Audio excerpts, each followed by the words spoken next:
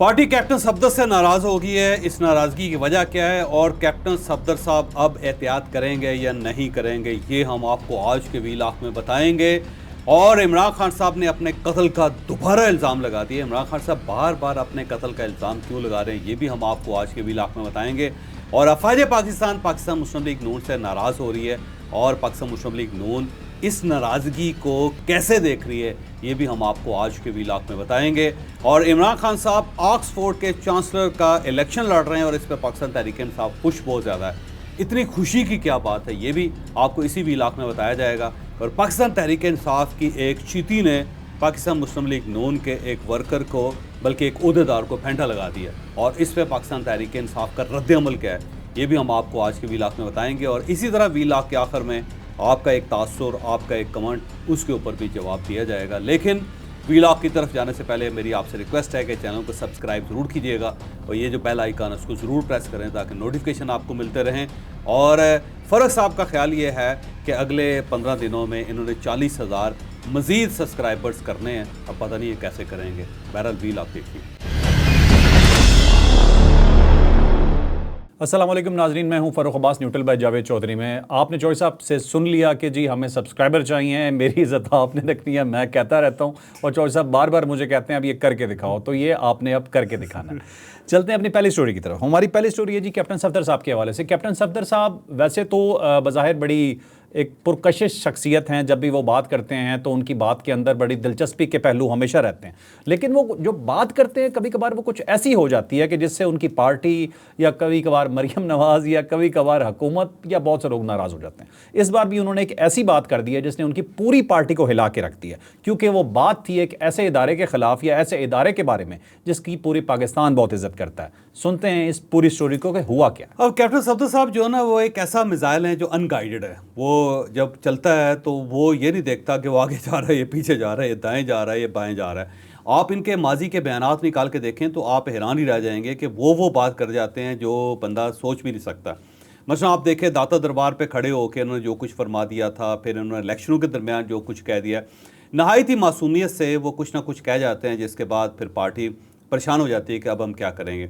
ये जो कल इन्होंने बयान दिया है मानसरा में खड़े होकर, वहाँ पे उन्होंने अफवाज पाकिस्तान के साथ एक मथा लगा लिया है और उन्होंने कह दिया जी कि उन्होंने उनके घुटने पकड़े, मियां नवाज शरीफ साहब के घुटने पकड़ के यहाँ पे लेके आए। यहाँ लेके आए तो फिर फ़ौज के अंदर कुछ लोग हैं जो नहीं चाहते थे कि चौथी मरतबा प्राइम मिनिस्टर बने। फिर उन लोगों ने जो इतने तगड़े थे कि उन्होंने धड़ाधड़ ठप्पे लगवा दिए। ठप्पे लगवा के उन्होंने मियां नवाज शरीफ साहब को हरवा दिया और 5 बजे डिक्लेयर कर दिया कि नवाज शरीफ साहब हार गए और उसका मकसद ये था कि मियां नवाज शरीफ साहब चौथी मरतबा प्राइम मिनिस्टर ना बन सकें। ये एक ऐसा बयान है कि जिसने पार्टी को हिला के रखती है और उनका ख्याल ये है कि हमारा जो नैरेटिव है उसके ख़िलाफ़ जा रहा है। और ये सूरत ये है कि मियां शहबाज शरीफ साहब तो रावलपिंडी की तरफ देख के आह नहीं लेते, लंबा सांस नहीं लेते, इतने मोहतात आदमी होते हैं। और जब भी वो आर्मी चीफ़ का जिक्र करते हैं तो कितनी मोहब्बत के साथ करते हैं। कल कैबिनेट के इजलास के अंदर उन्होंने ऐसे लगा कि जैसे रो पड़ेंगे और वो कह रहे थे कि देखें जी आर्मी चीफ़ के साथ बड़ी ज़्यादती हो रही है, उनकी फैमिली के साथ कितनी बड़ी ज़्यादती हो रही है। तो वो इतना ज़्यादा अफवाज पाकिस्तान को फ़िक्र नहीं है अपने आर्मी चीफ़ की जितनी फ़िक्र जो है वो मियां शहबाज शरीफ साहब को है। एक तरफ ये सिनेरियो, दूसरी तरफ जो है वो बर्बादी फैला रहे हैं कैप्टन सफदर साहब। तो पार्टी की बड़ी रिजेंटमेंट है और लोग कह रहे हैं कि जनाब ये आप क्यों मत्था लगाना चाह रहे हैं पाकिस्तान मुस्लिम लीग नून का आर्मी के साथ, फ़ौज के साथ, क्योंकि वो तो हमारी बैकबोन है। अब अगर वो बैकबोन पीछे से हट गई तो फिर तो हम पिछक जाएंगे। तो हमें ये चाहिए कि इस किस्म के बयानात ना दें कि जिसमें ये तासुर आए कि जी इन्होंने पूरा इलेक्शन मैनेज किया, क्योंकि ये मैनेजमेंट जो है उसका तो हमें फ़ायदा हुआ है, नुकसान तो नहीं हुआ।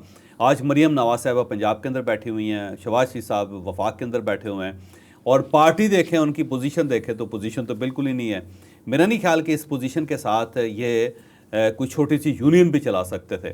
लेकिन फॉर्म 47 है, फॉर्म 47 के तहत वो गवर्नमेंट बनी हुई हैं और गवर्नमेंट्स वो दौड़ भाग भी रही हैं और साथ साथ इस गवर्नमेंट की जो जड़ें हैं वो कैप्टन सफदर साहब काट रहे हैं मानसरा में खड़े होकर। तो पार्टी की तरफ से रिजेंटमेंट है और वो मियां नवाज शरीफ साहब से इसका जिक्र करना चाहते हैं और उनसे रिक्वेस्ट करना चाहते हैं कि आप अपने दामाद को कंट्रोल में रखें।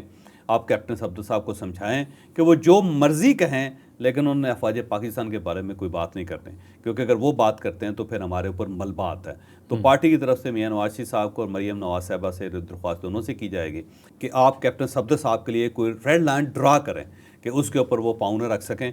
ये जो शुतरे बेमहार हैं, कभी इधर चले जाते हैं कभी उधर चले जाते हैं, तो उससे हमें बड़ा प्रॉब्लम हो रहा है। तो कैप्टन सफदर साहब मेरा ख्याल है अनकरीब उनको चुप करवा दिया जाएगा, और चुप करके या तो सिर्फ वो जो औलिया कराम की महफिलें हैं उसके अंदर आपको नज़र आएंगे, या फिर वो खामोशी इख्तियार कर लेंगे, या फिर वो पाक फौज जिंदाबाद के नारे लगाएंगे। ठीक। हमारी अगली स्टोरी तो थी नाज़रीन इमरान खान साहब के हवाले से, वो कुछ ना कुछ शुगल लगाई रखते हैं अपने कत्ल के हवाले से। उन्होंने एक और बात कर दी है, कहाँ की है क्या की है ये हम आपको नेक्स्ट क्वेश्चन में बताएंगे। लेकिन अभी क्योंकि फ़ौज और PMLN की बात हो रही है तो अपना क्वेश्चन हम थोड़ा सा चेंज करते हैं। चौधरी साहब, PMLN के हवाले से एक खबर आई है कि फ़ौज ने अपनी नाराज़गी का इजहार किया है, वजूहात क्या हैं? अच्छा, ये फ़ौज की तरफ से नाराज़गी हुई है ना हुई, लेकिन पाकिस्तान मुस्लिम लीग नून खुद ये फील कर रही है कि फ़ौज अब ज़्यादा देर तक हमारा बोझ बर्दाश्त नहीं करेगी। मेरी मुलाकातें इनसे, इनके सीनियर लोग हैं, उनसे होती रहती है। वो ये कह रहे हैं कि जी देखें, हमारी पार्टी जो है ना वो बयानिया क्रिएट नहीं कर पा रही। इमरान खान साहब रोज़ाना एक नया बयानिया क्रिएट करते हैं और वो उसको आसमान तक ले जाते हैं, और उसे काउंटर करने के लिए हमारे पास कोई स्ट्रेटजी नहीं, कोई प्लानिंग नहीं है हमारे पास। और जो वो कह रहे हैं अता तारड़ साहब जो हैं बड़े कमज़ोर वो वज़ीर इत्तलात व नशिया साबित हो रहे हैं, और इतने कमज़ोर साबित हो रहे हैं कि ना वो नैरेटिव क्रिएट कर सकते हैं, और उनको एक बना बनाया नैरेटिव भी दे दिया जाए तो उसको फॉलो नहीं कर सकते, उसको इस्टेब्लिश नहीं कर पा रहे। तो उनकी बॉडी लैंग्वेज अजीब सी है, और वो उनके अंदर फवाद चौधरी साहब वाली एक भी बात नहीं है। उनको कंपेयर किया जाता है फवाद चौधरी साहब के साथ, और फिर कहा जाता है कि देखें फवाद चौधरी जो था वो एक ऐसा मुकदमा लड़ रहा था जिसके अंदर वो शुरू से हारा हुआ था, एक हारा हुआ मुकदमा लड़ रहा था, लेकिन बड़े शानदार तरीके से लड़ रहा था। उसके मुकाबले में अता तारड़ साहब एक जीता हुआ मुकदमा जो वो नहीं लड़ पा रहे, तो उनके खिलाफ है। मरियम औरंगज़ेब साहिबा जो है, उनके बारे में पार्टी ये कहती है कि देखें जी वो पहले खेत चुकती नहीं, और जब उनका पेट भर गया तो चुप करके पंजाब में जाके बैठ गई और उन्होंने अपने आप को साइड लाइन कर लिया। और इसके अलावा पार्टी के अंदर कोई शख्स ऐसा नहीं है कि जो एक बैनिया क्रिएट कर सके या उसको लेके चल सके आगे। तो अब एक स्पेस हमने खो दी हुई है, और उस स्पेस को जो फिल है वो अफवाज पाकिस्तान कर रही है, DG ISPR कर रहे हैं। और ये क्योंकि अब सारा बोझ जो गवर्नमेंट का है वो DG ISPR को उठाना पड़ रहा है या अफवाज पाकिस्तान को उठाना पड़ रहा है। अब वो कितनी देर तक इसको उठा पाएंगे?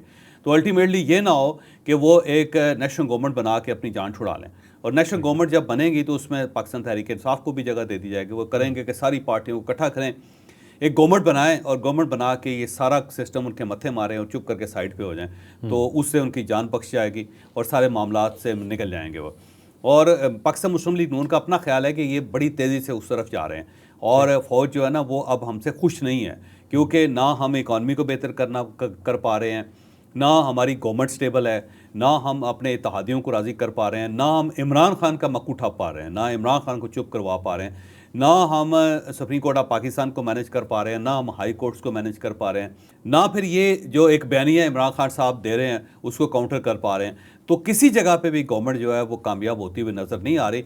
तो हम एक बोझ बन गए हैं फ़ौज के ऊपर, और ये बोझ ज़्यादा देर तक अफवाज पाकिस्तान उठाएगी नहीं। अल्टीमेटली वो इस बोझ को नीचे रख देगी, वो कहेगा ठीक है जी आप कर लें जो आपने करना है। तो हमारे दिन गिने जा चुके हैं, ये बार बार अब पाकिस्तान मुस्लिम लीग नून के लोग खुद कह रहे हैं, वो खुद तस्लीम कर रहे हैं कि हमें अब अफवाज पाकिस्तान मुँह नहीं लगाती। एक वक्त था कि जब वो हर बार हमारी तरफ देखते थे और हमसे मशवरा करते थे, अब उन्होंने मशवरा करना भी बंद कर दिया। अब उन्होंने ये फैसला कर लिया कि कश्ती उन्होंने खुद ही चलानी है। तो अब वो अपना नैरेटिव भी खुद क्रिएट कर रहे हैं, अपने नैरेटिव को प्रोटेक्ट भी वो खुद कर रहे हैं। इमरान खान साहब के खिलाफ जो बयानी है वो भी वो खुद ही तख्लीक कर रहे हैं, तो गवर्नमेंट एक साइड पे हो गई।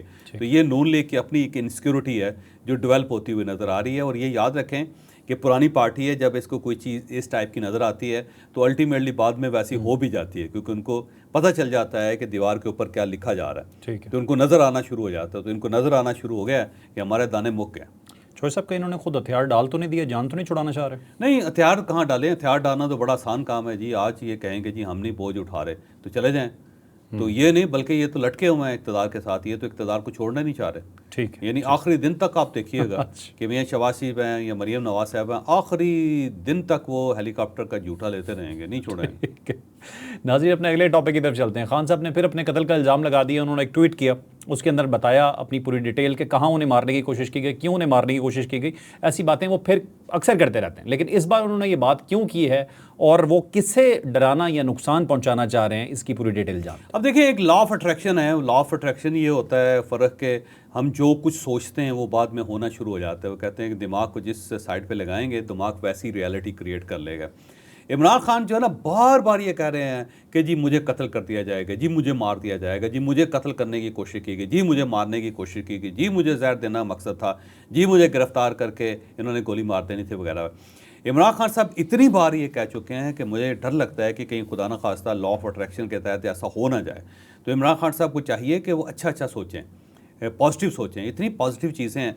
देखें, उनके बारे में सबका ख्याल ये था कि जेल बर्दाश्त नहीं कर सकेंगे, वो जेल बर्दाश्त कर रहे हैं और बड़े हौसले के साथ कर रहे हैं। सबका ख्याल ये था कि पार्टी इज़ ओवर, लेकिन पार्टी ओवर नहीं हुई। उसने बाकायदा वोट्स हासिल किए, सीटें हासिल की, वो बड़ी तगड़ी बन के सामने आए।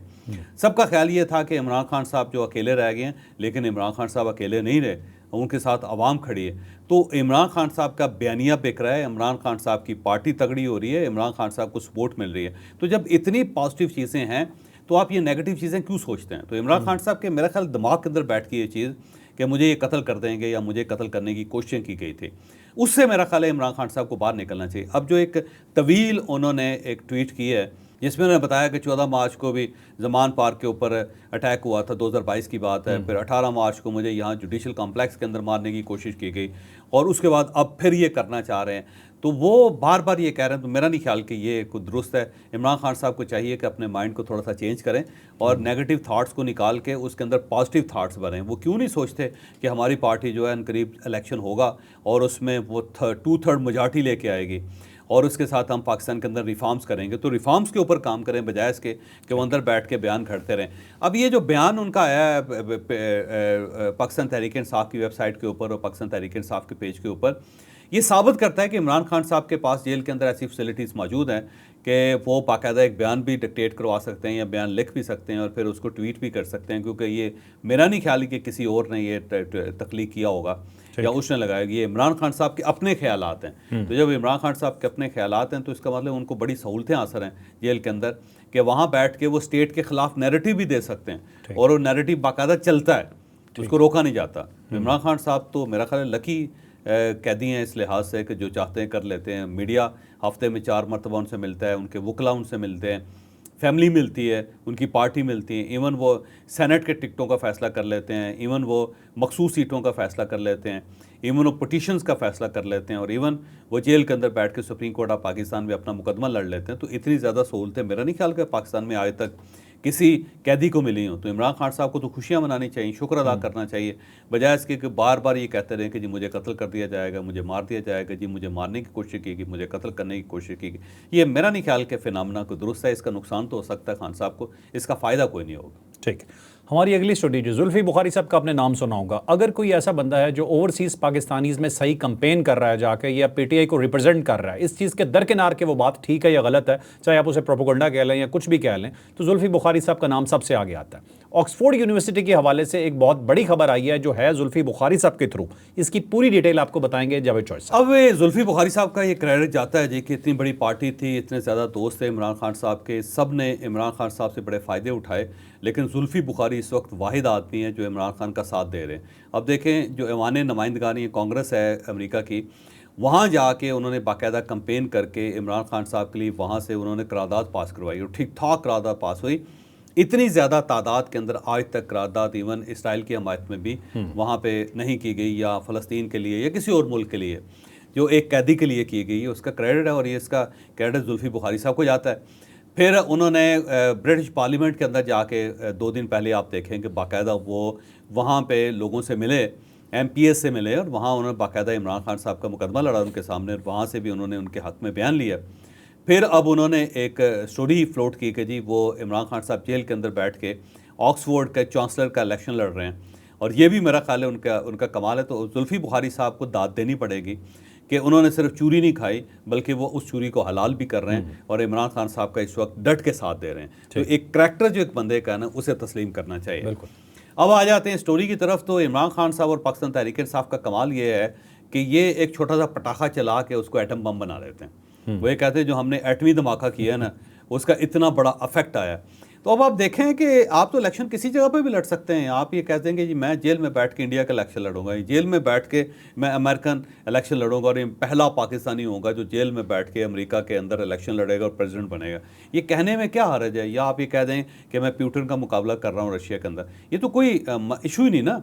आप किसी जगह यूएन का इलेक्शन लड़ सकते हैं, आप जेल के अंदर बैठ के, ये बाहर निकल के किसी जगह आप अपना नाम नोबेल प्राइज़ के लिए पेश कर सकते हैं कि जी मुझे नोबेल प्राइज़ दिया जाए। लेकिन इसका मतलब ये नहीं है कि आपको नोबेल प्राइज़ मिल गया है या आप चांसलर इलेक्ट हो गए हैं। तो पाकिस्तान तहरीक इंसाफ ने एक खबर, बल्कि जुल्फी बुखारी साहब ने एक खबर उड़ाई कि इमरान खान साहब जेल में बैठ के वो ऑनलाइन वोटिंग में हिस्सा लेंगे और वो चांसलर बनेंगे, और पाकिस्तान तहरीक इंसाफ ने आज से उनको चांसलर बना दिया। और जैसे वो सेलिब्रेट कर रहे हैं, ऐसा लगता है कि आज से इमरान खान साहब के नाम के साथ आएगा Imran Khan chancellor Oxford university. तो वो इनका कमाल है, ये इसमें कोई शक ही नहीं है। पार्टी इस मामले में कोई पार्टी इनका मुकाबला नहीं कर सकती। तो भाई इलेक्शन होने हैं अभी, तो उसके अंदर तो बहुत सारे लोग अभी उम्मीदवार में, टोनी ब्लेयर उसके अंदर उम्मीदवार हैं, बोरिस जॉनसन जो हैं वो उसके अंदर उम्मीदवार हैं, और इसके अलावा बड़े बड़े वहाँ पे नोबल लोग हैं जो इंग्लैंड के अंदर हैं, वो सारे इलेक्शन लड़ रहे हैं। इमरान खान साहब, इसमें कोई शक नहीं कि आर्ट्स के स्टूडेंट थे और बड़े अच्छे ब्राइट स्टूडेंट थे, क्योंकि ये वहाँ पे क्रिकेटर थे और क्रिकेटर की बेस पे ये ऑक्सफोर्ड के अंदर इन्होंने तालीम भी हासिल की और वहाँ पे बड़े सेलिब्रिटी थे, इसमें कोई शक नहीं। लेकिन इलेक्शन उस दौर में भी बेनज़ीर भुट्टो ने जीता था, इमरान खान साहब ने नहीं जीता था। तो अब वो जेल के अंदर बैठ के अगर वो इलेक्शन लड़ भी लेते हैं या वोट कास्ट कर भी लेते हैं, तो कौन सा इतना बड़ा कमाल है भाई। ये ऐसा तो नहीं है कि वो चांसलर बन रहे हैं। लेकिन पाकिस्तान तहरीक इंसाफ को दाद देनी पड़ेगी, उन्होंने बना दी कि ऐसी धूल उड़ाते हैं और उसके बाद कहते हैं कि देखें जो हमने हिमालय बनाया, कैसा लगा आपको। हमारी आखिरी से पहली स्टोरी, क्योंकि आखिर में हम आपके सवालात शामिल करेंगे, आपने जुड़े रहना है। एक सवाल का जवाब आपको मिलेगा जो आप ही में से किसी ने जो हमें किया होगा उसका हम आंसर करेंगे। लेकिन ताहिर अंजुम साहब की एक स्टोरी आपको बताते हैं। ये कल्चरल विंग के हेड हैं पंजाब में PMLN के। इन्हें जी मारा गया है, इनके कपड़े फाड़ दिए गए हैं और बहुत बुरी तरह से तशद्दुद का निशाना बनाया गया है। किसने बनाया है, क्यों बनाया है, इसकी पूरी डिटेल आपको अब देखिए, वो अनीला नाम की खातून है, अब उसके बारे में कन्फ्यूजन है। पाकिस्तान तहरीक इंसाफ उनको ऑन नहीं कर रही, लेकिन वो पाकिस्तान तहरीक वो खुद कह रही है जी खान की मैं वो शेरनी हूँ और मैं टाइग्रस हूँ उनकी, और इमरान खान के ख़िलाफ़ इसने वीडियोस बनाई थी इसलिए मैंने इसको फेंटा लगा दिया। वो फेंटा बड़ा खौफनाक लगाया, दरवाज़ा खोल के उनके कपड़े फाड़ दिए, उनके मुंह के ऊपर मुक्के मार रही हैं, लोग उनको रोक रहे हैं लेकिन वो रुक नहीं रहे। अब पाकिस्तान तहरीक इंसाफ इनको ऑन नहीं कर रहे और ये कह रहे हैं कि स्टंट है ये और एक प्रैंक है ये, और इसका फ़ायदा जो है पाकिस्तान मुस्लिम लीग नून उठाना चाह रही है या वो अंजुम साहब जो है वो उठाना चाह रहे हैं। लेकिन ये वाक़या है इंतहाई अफसोसनाक। इसका मतलब ये हुआ कि डिफरेंस ऑफ ओपिनियन जो है वो इस मुल्क के अंदर नहीं होना चाहिए, जबकि इंसान का कमाल ये है कि वो अल्लाह ताला से भी इख्तलाफ करता है।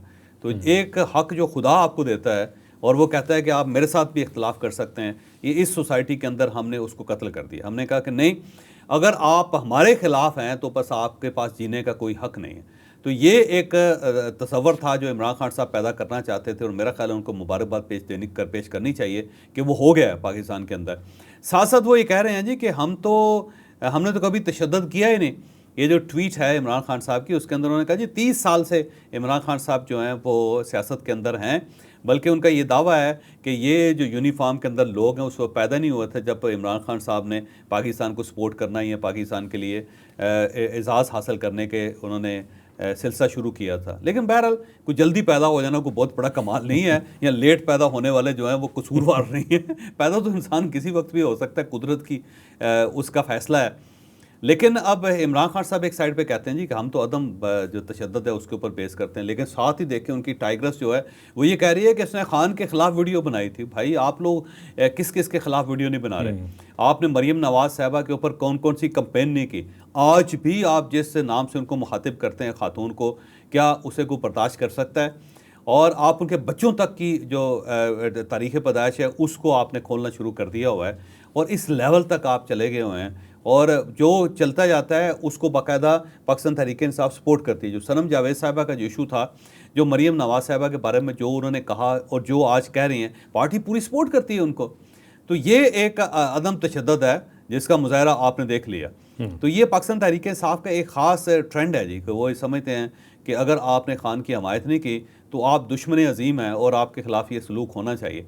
अब अगर ये सलूक चल पड़ा तो फ़र्क, ये सोसाइटी बड़ी डैमेज हो जाएगी। ये याद रखें कि इमरान खान साहब की सिर्फ एक पार्टी है, दूसरी साइड पे जो लोग हैं ना वो बड़े खौफनाक हैं। वो पॉलिटिकल वर्कर्स की मैं बात नहीं कर रहा, मैं रिलीजियस वर्कर्स की बात कर रहा हूँ, जिसमें बहुत सारे ऐसे लोग हैं जो ओपनली कहते हैं कि इमरान खान साहब यहूदी एजेंट है, इस टाइप के लोग कहते हैं। और अगर आपने इसको हवा दे दी तो फिर मेरा नहीं ख्याल कि आप किसी जगह ठहर सकेंगे। तो रुकना चाहिए, एक डिफरेंस ऑफ ओपिनियन को बर्दाश्त करना सीखें, सोसाइटी उससे चलती है। ये आप यूके के अंदर चले जाएं, जहाँ की इमरान खान साहब बड़ा जिक्र करते हैं, अमेरिका के अंदर चले जाएं, कितने लोग होते हैं जो चर्च के सामने खड़े होकर अल्लाह ताला से भी इख्तलाफ कर रहे होते हैं, लेकिन लोग उनकी तरफ देखते भी नहीं हैं, लोग उनको उंगली भी नहीं लगाते। जबकि यहाँ पे एक शख्सियत को हमने इतना इंपॉर्टेंस दे दिया, बल्कि एक नहीं, शख्सियात को हमने इतना इंपॉर्टेंट बना लिया है कि अब हम उनके बारे में कोई बात सुनना भी नहीं चाहते। तो इससे तो सोसाइटी ख़त्म हो जाएगी, इससे तो फिर लोग सोचना बंद कर देंगे। और अगर आप इस फस्तायत के साथ आप ये समझते हैं कि आप पाकिस्तान को चला लेंगे, सियासत को चला लेंगे, तो ये आपकी खाम ख्याली। आपको ब्रॉड माइंडेड होना पड़ेगा, दिल बड़ा करना पड़ेगा, एक डिफरेंस ऑफ ओपिनियन को स्माइल के साथ आपको बर्दाश्त करना पड़ेगा। सोसाइटी उससे चलती है, इससे नहीं चलती कि जी खान के बारे में इसने कहा था तो मैंने इसके कपड़े फाड़ दिए, मैंने इसका मुंह तोड़ दिया, या मियां नवाज शरीफ साहब के बारे में इसने ये कह दिया तो हमने इसकी टांगें तोड़ दी। इससे सोसाइटी नहीं चल सकेगी बदकिस्मती से। ठीक, अब चलते हैं अपने क्वेश्चंस की तरफ। हम आपका सबसे पहले बहुत शुक्रिया अदा करते हैं जी, हमें सैकड़ों की तादाद में कमेंट्स आए और बहुत मुश्किल हो गया उसमें से कमेंट्स को निकालना कि किसे हम फाइनलाइज करें। लेकिन एक रिक्वेस्ट मैं आपसे करना चाहता हूं कि बाज़ों का तो आपका ईमेल एड्रेस ऊपर लिखा होता है, उस पर नाम पूरा वाजे नहीं हो रहा होता या नाम डिफरेंट होता है, तो एंड पे काइंडली अपना नाम लिख दें और कहां से ये लिख दें ताकि हमें बताने में आसानी हो, ताकि आपको वो देखने में भी उतना ही मजा आए जितना हमें आपको बताने में आएगा। अब चलते हैं क्वेश्चन की तरफ। हमने आज जो क्वेश्चन लिया है जी, वो क्वेश्चन है अकील साहब की तरफ से। अकील साहब ने जी बहुत अच्छा एक क्वेश्चन किया है कि अदलिया और फौज के दरमियान अगर लड़ाई शुरू हो गई तो दोनों के पास अपनी रिट कायम करने के लिए क्या क्या ऑप्शंस हैं? अब अकील साहब का सवाल बड़ा ज़बरदस्त है, और ये जहन में रखें कि किसी न किसी एक इदारे को सुप्रीम बनना पड़ता है, और जो पूरी दुनिया है इस वक्त उसके अंदर अदलिया सुप्रीम होती है, और जो बाकी एलिमेंट्स हैं सोसाइटी के या मुल्क के, उन्होंने उन फैसलों को इम्प्लीमेंट करना होता है। अब एक अदालत जो है वो एक मुजरम को सजाए मौत दे सकती है, लेकिन वो फांसी चढ़ा नहीं सकती। फांसी चढ़ाने के लिए उनको गवर्नमेंट की ज़रूरत है, रियासत की ज़रूरत है। अब अगर गवर्नमेंट नहीं भी है तो तब भी रियासत को फंक्शनल होना चाहिए, वो फंक्शनल होगी तो उस आदमी को फांसी लग सकेगी। या अगर अदालत ने ये फ़ैसला कर दिया है कि शख्स को रिहा कर दिया जाए, तो रिहाई के लिए आपको फिर रियासत चाहिए। अगर रियासत नहीं चाहेगी तो आप जो मर्ज़ी कर लें, आप उसको रिहा नहीं कर सकेंगे। तो अदलिया को अपनी रिट को इस्टेब्लिश करने के लिए उसको एडमिनिस्ट्रेशन की ज़रूरत है, उसको इस्टेब्लिशमेंट की ज़रूरत है। अब अगर इस्टेब्लिशमेंट उसकी बात नहीं मानेगी तो अदलिया इर्रेलेवेंट हो जाएगी। अब जो जजेज़ हैं उनके बारे में कहा जाता है कि 125 जजेज़ हैं पाकिस्तान के अंदर, जो हाई कोर्ट्स के और सुप्रीम कोर्ट ऑफ पाकिस्तान के। अब ये 125 एक साइड पे और 6-7 लाख फौज जो है वो दूसरी साइड पे। और अब इन 125 जो जजेज़ हैं उनके फ़ैसलों को इम्प्लीमेंट या गवर्नमेंट ने करना है, रियासत ने करना है, इस्टेब्लिशमेंट ने करना है, तीनों ने करना है। लेकिन अगर ना गवर्नमेंट नहीं करेगी, रियासत नहीं करेगी या इस्टेब्लिशमेंट नहीं करेगी, तो फिर इन अहकामात का कोई फ़ायदा नहीं होगा। इसकी मिसाल मैं यूँ देता हूँ कि आपको याद होगा कि उमर अताब बंदियाल साहब के दौर में सुप्रीम कोर्ट ऑफ पाकिस्तान ने इलेक्शन कमीशन से कहा था, गवर्नमेंट से कहा था कि पंजाब के अंदर और खैबर पख्तूनख्वा के अंदर फौरी तौर पर इलेक्शन करवाए जाएँ। लेकिन स्टेट ने वो बात नहीं मानी तो इलेक्शन नहीं हो सके। Ultimately supreme court of Pakistan की जो इज़्ज़त है वो खाक में मिल गई। इस बार भी जब मखसूस सीटों का इशू है वो सुप्रीम कोर्ट ऑफ पाकिस्तान ने फैसला दे दिया, लेकिन मेरी इंफॉर्मेशन ये है कि रियासत है या गवर्नमेंट है वो इस फैसले को मानने के लिए तैयार नहीं है। तो जब ये फैसला मानेगी नहीं तो उसके बाद इर्रेलेवेंट हो जाएगी सुप्रीम कोर्ट ऑफ पाकिस्तान। तो आप अब अगर सुप्रीम कोर्ट ऑफ पाकिस्तान है या हाई कोर्ट्स हैं, उनकी जो रिट है वो इस्टेब्लिशमेंट है। अगर वो इस्टेब्लिशमेंट के साथ अपने रिलेशन को ठीक कर लेंगे तो उनकी रिट इस्टेब्लिश हो जाएगी। लेकिन अगर वो इस्टेब्लिशमेंट के साथ डिस्टेंस पे चले जाते हैं या लड़ना चाहते हैं या लड़ाई वो करना शुरू कर देते हैं, तो फिर उनका जो हुक्म होगा उस हुक्म के ऊपर अमल दरामद नहीं होगा। जब अमल दरामद नहीं होगा तो चीफ जस्टिस हो या जजेज़ हो वो इर्रेलेवेंट हो जाएंगे। तो मुझे यूँ लगता है कि हमारी अदलिया इर्रेलेवेंट होती जा रही है। और जो दूसरी तरफ इस्टेब्लिशमेंट है उसके लिए भी ये लाजम है कि उसने कहीं ना कहीं से सुप्रीम कोर्ट ऑफ पाकिस्तान से या हाई कोर्ट से फैसला लेना। जैसे कि जनाब बाजवा साहब की एक्सटेंशन का इशू था, तो अल्टीमेटली वो एक्सटेंशन कहाँ गई? सुप्रीम कोर्ट ऑफ पाकिस्तान में गई। और आज अगर जनाब आसिम मनीर साहब का कोई फैसला होता है और उसे अदालत में चैलेंज कर दिया जाता है, तो फिर उस अफवाज पाकिस्तान को या रियासत पाकिस्तान को या इस्टेब्लिशमेंट पाकिस्तान को फौरी तौर पे चीफ जस्टिस ऑफ पाकिस्तान से या सुप्रीम कोर्ट ऑफ पाकिस्तान से मदद लेनी पड़ेगी। तो इस साइड से भी ये उसकी मदद के बगैर मुकम्मल नहीं है। तो जब दोनों इदारे एक दूसरे के बगैर मुकम्मल नहीं है तो फिर इन दोनों को चाहिए कि एक दूसरे के साथ ये जलन हो, कोई राब्ता पैदा करें, कोई वास्ता पैदा करें, किसी जगह पे बैठ के कुछ चीज़ें क्रिएट करें, कोई डिमांड्स क्रिएट करें, तब जाके पाकिस्तान चल सकेगा, तब जाके मुल्क चल सकेगा। अगर अदलिया इस साइड पे चल रही है और हमारी जो इस्टेब्लिशमेंट है उस साइड पे चल रही है तो उसका नुकसान फिर पाकिस्तान को होगा। पाकिस्तान को बचाना है तो इन दोनों ने एक टेबल पे बैठना है। इन दोनों ने अगर एक टेबल पे बैठ लिया तो उसके बाद पाकिस्तान चलेगा, वैसे नहीं चल सकेगा। अकील साहब, ठीक। अकील साहब, आपने अपना आंसर सुना, यकीनन आपको ये पसंद आया होगा। अब एक स्पेशली एंड पे आपसे रिक्वेस्ट करने जा रहे हैं कि हम पार्टी वर्कर्स भी हो सकते हैं, हम किसी के सपोर्टरान भी हो सकते हैं, लेकिन हम सबसे पहले एक नेशन है और हमारे लिए अदम बर्दाश्त एक जहर है, तो इसे हमें कंट्रोल करना है। आज की तरफ से यही पैगाम है हमारा। लाइक शेयर सब्सक्राइब करना ना भूलिएगा। इजाज़त दीजिए, अल्लाह हाफ़िज़।